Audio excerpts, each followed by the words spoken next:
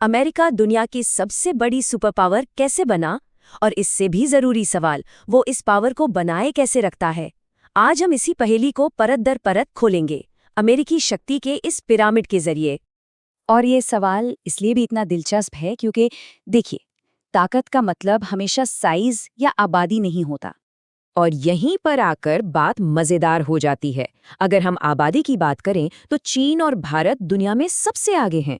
जमीन के मामले में भी कई देश उससे बड़े हैं, लेकिन फिर भी जब असर और प्रभाव की बात आती है तो अमेरिका का कोई मुकाबला नहीं। तो साफ है, ये खेल सिर्फ लोगों की गिनती का नहीं है, बल्कि असल में ये दबदबे का खेल है। तो ये सब होता कैसे है? जो एनालिसिस हम देख रहे हैं उसके हिसाब से ये कोई इत्तेफाक नहीं है। ये एक पूरा सिस्टम है जो शक्ति के कुछ मजबूत पिलर्स यानी स्तंभों पर टिका हुआ है। चलिए, इसी शक्ति के पिरामिड को समझना शुरू करते हैं।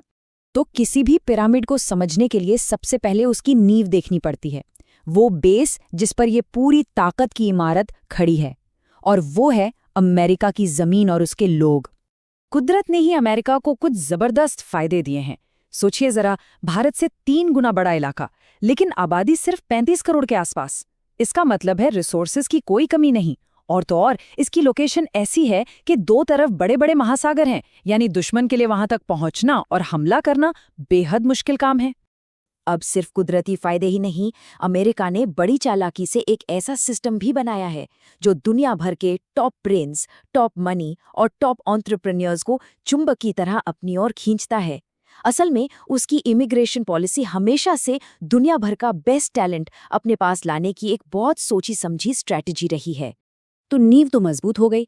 अब देखते हैं कि इसके ऊपर पहला पिलर कैसे खड़ा होता है, जो 3 चीजों से बना है: डॉलर, हथियार और कंट्रोल। सोचिए, दुनिया भर में जो भी खरीद फरोख्त हो रही है उसका 80% से ज्यादा ट्रेड अमेरिकी डॉलर में होता है। इसी को कहते हैं डॉलर डिप्लोमेसी। मतलब साफ है, जब दुनिया की डिफॉल्ट करेंसी आपके कंट्रोल में हो तो आपको एक जबरदस्त और अनदेखी ताकत मिल जाती है। और बात सिर्फ डॉलर पर नहीं रुकती। इसके बाद आता है हथियारों का एक ऐसा चक्र जो बड़ा दिलचस्प है। होता यह है कि कहीं युद्ध शुरू होता है, अमेरिका हथियार बेचता है, फिर जब वो देश तबाह हो जाता है तो उसे दोबारा खड़ा होने के लिए कर्ज चाहिए। ये कर्ज वर्ल्ड बैंक जैसी संस्थाओं से मिलता है जिन पर अमेरिका का भारी दबदबा है। तो ये एक ऐसा साइकिल है जिससे मुनाफा भी होता है और दूसरे देश उस पर निर्भर भी हो जाते हैं। चलिए, अब पिरामिड में और ऊपर चलते हैं, उस हिस्से में जो दिखता तो नहीं पर जिसका असर बहुत गहरा है।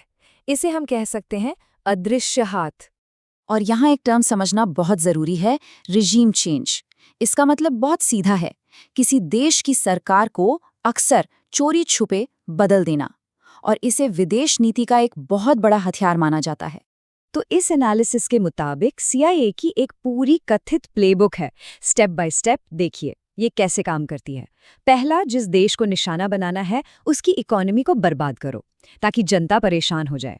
दूसरा, वहां के विपक्षी नेताओं को पैसा दो और सोशल मीडिया पर उनकी बात को फैलाओ।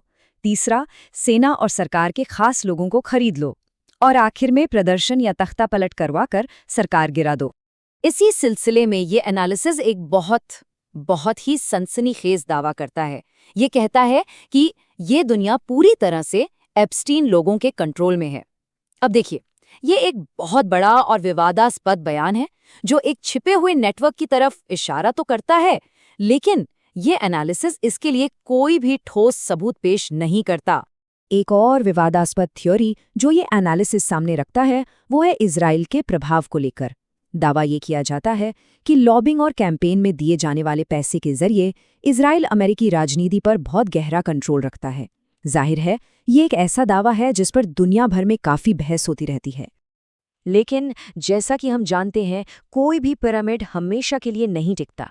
अब वक्त है उन ताकतों की बात करने का जो इस पिरामिड को चुनौती दे रही हैं, यानी कि चैलेंजर्स का उदय। और यहाँ पर अमेरिका और उसके सबसे बड़े चैलेंजर चीन की स्ट्रैटेजी में जमीन आसमान का फर्क साफ दिखता है। एक तरफ अमेरिका का फोकस है नेटो जैसे मिलिट्री गठबंधनों पर, तो दूसरी तरफ चीन वो अपना असर बढ़ा रहा है इकोनॉमिक प्रोजेक्ट्स के जरिए, जैसे कि दूसरे देशों में बंदरगाह बनाना। लेकिन अमेरिकी पिरामिड में एक बहुत बड़ी दरार भी है, और वो है करीब $40 ट्रिलियन का राष्ट्रीय कर्ज। ये रकम इतनी बड़ी है कि इस एनालिसिस के मुताबिक ये अमेरिका की एक बहुत बड़ी कमजोरी है, जिसका फायदा जाहिर है उसके विरोधी उठाना चाहेंगे। और इसी कमजोरी पर चोट करने के लिए ब्रिक्स गठबंधन, जिसमें चीन, रूस, भारत जैसे देश हैं, वो अपने खुद की करेंसी बनाने की तरफ बढ़ रहा है। ये एक सीधा हमला है डॉलर के दबदबे पर। और डॉलर क्या है? अमेरिकी शक्ति की नींव। तो अगर ये कामयाब हो जाता है तो ये ग्लोबल पावर के खेल में एक भूचाल ला सकता है। तो एक तरफ अमेरिकी पिरामिड और दूसरी तरफ उसको चुनौती देती नई ताकतें। इन सब के बीच हम इस चर्चा के आखिरी और सबसे अहम हिस्से पर पहुंचते हैं। शक्ति का भविष्य आखिर क्या होने वाला है? और ये पूरी कहानी हमें एक बहुत बड़े सवाल पर लाकर छोड़ देती है। जैसे जैसे शक्ति का ये पिरामिड डगमगा रहा है और नए दावेदार सामने आ रहे हैं, सवाल ये है कि 21वीं सदी के नियम आखिर लिखेगा कौन?